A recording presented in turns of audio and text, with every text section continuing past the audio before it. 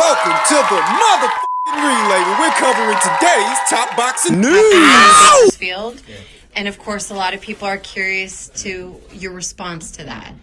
You know, my find is, it was disrespectful what Gary Russell did, but I don't take it personal. I don't get, I know what he's doing it for. He wants a big fight.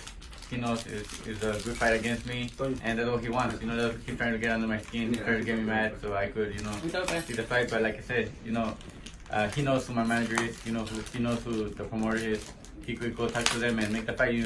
I fight whoever they tell me to fight.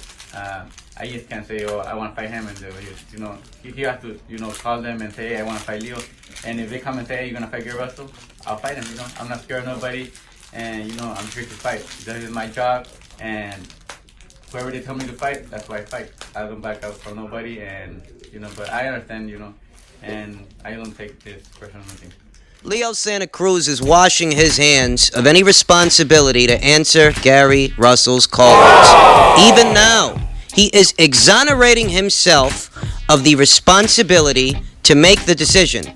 Do you want that fight or do you not want that fight? Leo, rather, has sought refuge and others behind his promoter and behind his manager. He's saying, I fight who they tell me to fight. So if I got to fight Gary, then that's who I'll fight. And I'm thinking the whole time I'm hearing this, hey, who works for who here? Do you work for your promoter or does your promoter work for you? Do you work for your manager or does your manager work for you? Because it very much sounds like, you're leaving it up to them as if you have no say-so in the matter. Is that what it is? Ladies and gentlemen, this denotes what I talked about in my previous video. And I don't want to sound repetitive. I don't want to keep alluding to the same talking points. But more and more, we see in various instances regarding certain fighters that are on a certain side of the street, they take a very minimalist approach to the sport of boxing and how they want their careers to pan out. And that's what we see here with Leo Santa Cruz. I.e., why take a chance attempting to unify two world titles and effectively establish yourself as the best fighter at your weight? Why do that when you can make $1 million fighting a fucking Rafael Rivera? Who? Guy with virtually no profile. Guy who most people don't give very much odds to beat you, but you can make that amount of money fighting a guy like that. So when you've got that kind of a situation, you're really not hungry. You understand? There's no sense of urgency to be involved in big fights when essentially you're making big money for small fights. Now, I'm not going to tell you that it's right or wrong to pay Leo Santa Cruz that amount of money for that kind of an opponent. I'm not going to tell you whether I think it's right or I think it's wrong because it's besides the point. It doesn't matter if I think it's right or wrong. What matters is that this is what's going on, and this is a simple case of causality. When you can make that kind of money fighting that kind of a fighter, taking a risk doesn't seem necessary at all. Not when you can make $1 million fighting a fucking Rafael Rivera. And it's for this reason that Leo Santa Cruz is very much content leaving it to others to make the decision. Leaving it to his manager, to his promoter, to his people to make the decision as to whether or not he should fight Gary Russell. Because he knows in the back of his mind, in all honesty, they don't want that fight. And he knows that. So he feels safe, seeking refuge in what is their decision. But he's the one leaving it in their hands. Willfully. He himself, he has no interest. And you can see that. I mean, here you got this guy going this far to make you look bad. He's going up to your dad. He's talking shit. He's touching his chain.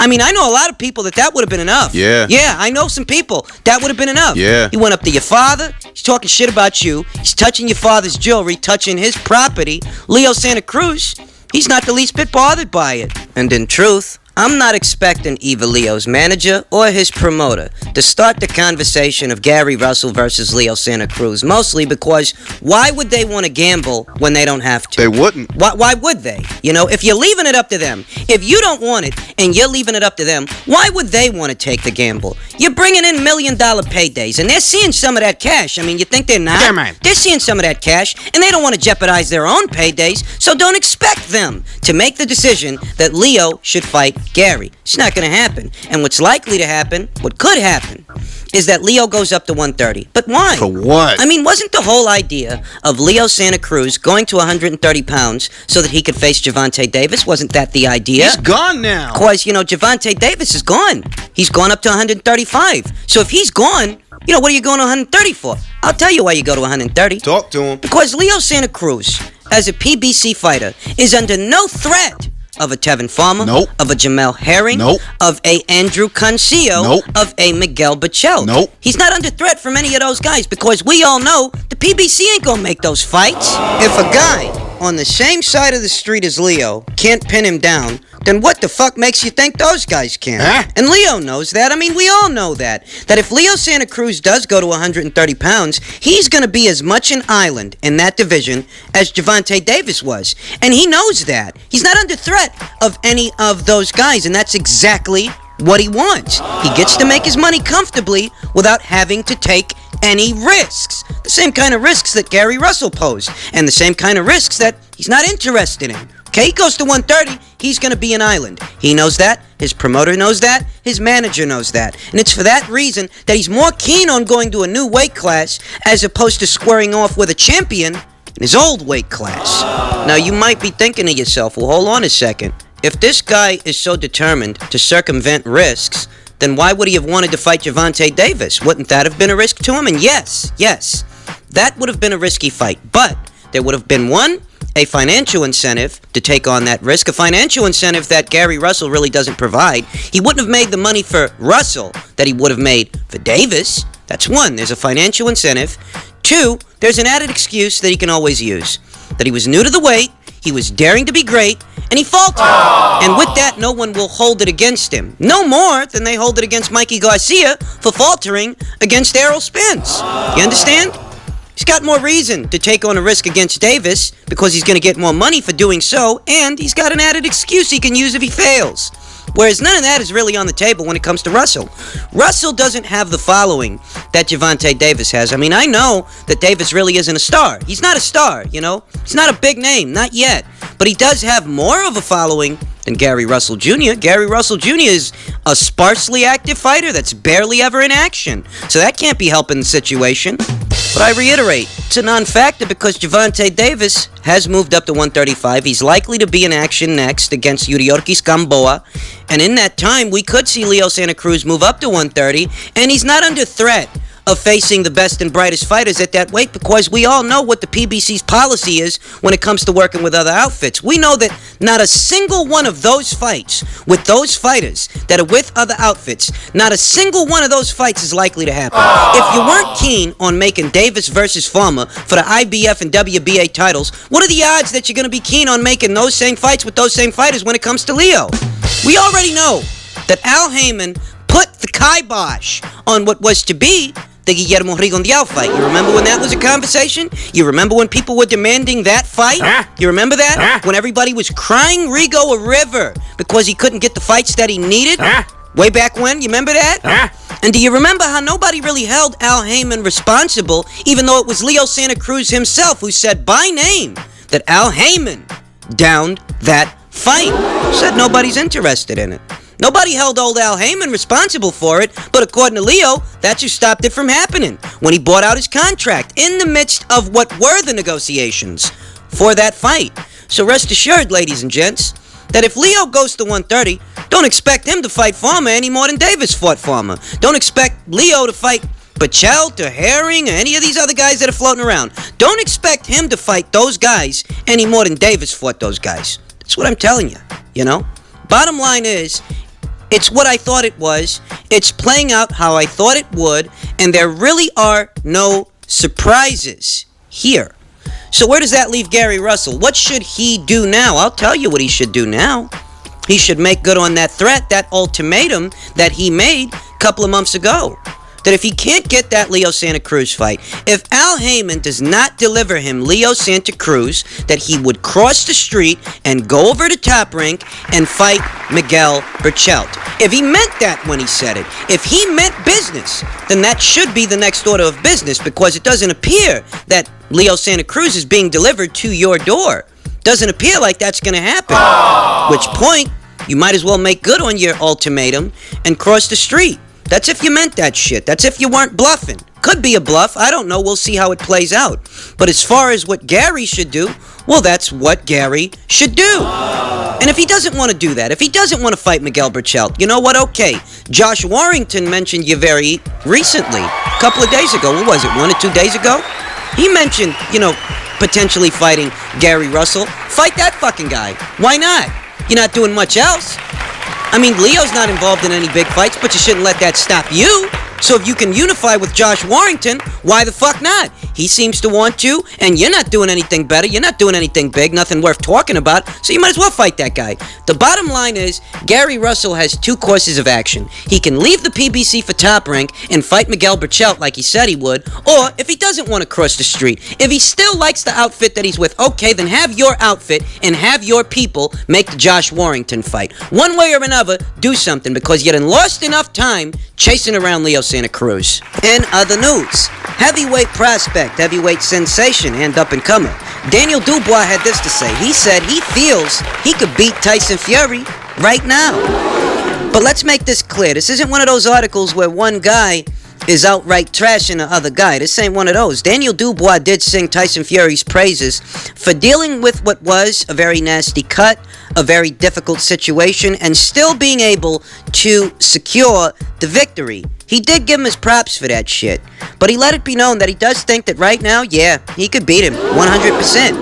And it's funny, because among the quotes from Daniel Dubois in this article, among the quotes that I read, one that stood out was how people's opinions, the boxing community's opinion of a fighter could change in a split second. And that very much seems to be what's going on in the case of Tyson Fury on the heels of this Otto Wallin fight.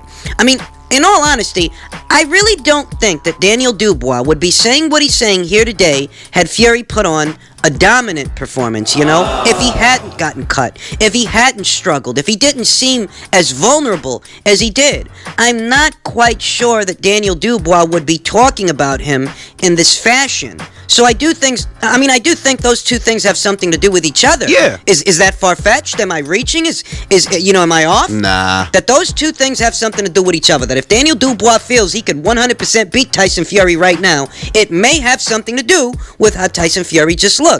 In all honesty, I find it refreshing. What? I find it refreshing that Daniel Dubois is talking about Tyson Fury in this context, because in this division, more often than not, everybody's always talking about fighting the same guy, and they have been for a while now. You know what I'm talking about? I'm talking about Anthony Joshua, okay? Too much responsibility is put on that fighter to bear the burden of giving everyone a shot. It's mostly because he was the only unified champion. You got 3 of the 4 major titles, right? Well, that's 3 sets of rank standings full of guys that are working their way towards you. There's that to consider. There's also, that he's the cash cow. That you're not going to get paid more money fighting anybody else in this weight class than you will fighting Anthony Joshua. That comes with certain occupational hazards. A certain amount of pressure is placed on a fighter who finds himself in that situation. And for me, this was refreshing. The Tyson Fury's always telling everybody that he's the lineal champion, that he's the best and brightest fighter at that weight, that he's the real motherfucking deal. Well, it's about time that the real motherfucking deal had to deal with some pressure. Because when Tyson Fury became the unified champion, the lineal, as it were, when he became that, he never actually defended any of those titles that he won. Nope. The most pressure that he faced lasted all of 10 seconds ahead of what was to be his rematch with Klitschko. A rematch that never fucking happened. So it's refreshing to see that now some pressure, at least some, is being placed on someone other than Anthony Joshua. And it's because, for a while, people referred to the division and the top guys that are in it, they referred to it as a 3-headed beast. That you had Anthony Joshua, who was then the unified champion, currently it's Andy Ruiz. But for how long? But it was then Anthony Joshua, Deontay Wilder, and Tyson Fury. And yet the burden of carrying the division, of generating the money, of giving guys a shot, the burden of all of that was on one guy.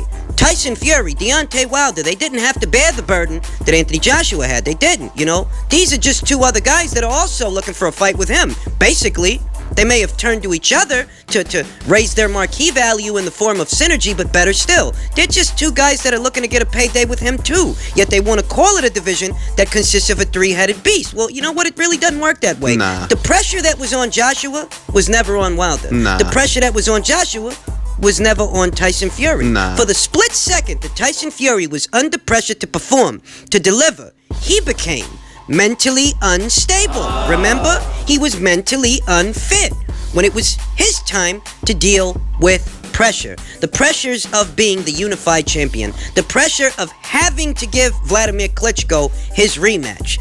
When it came right down to it, when it came time for Tyson Fury to deal with the pressure, he didn't. He absconded. He had a hiatus, took a holiday. Call it whatever the fuck you want to call it. But when he had to deal with pressure, he didn't stick around racking up title defenses like Anthony Joshua did. He absconded for a while. He got away from boxing for a while.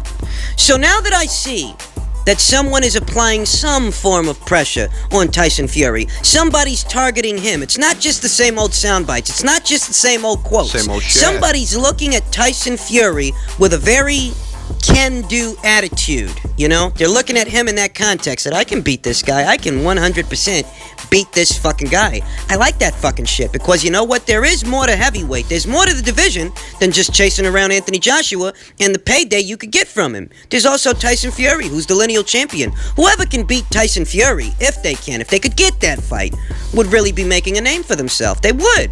It's a big scalp. You know? It's not the biggest, but it's a big scalp.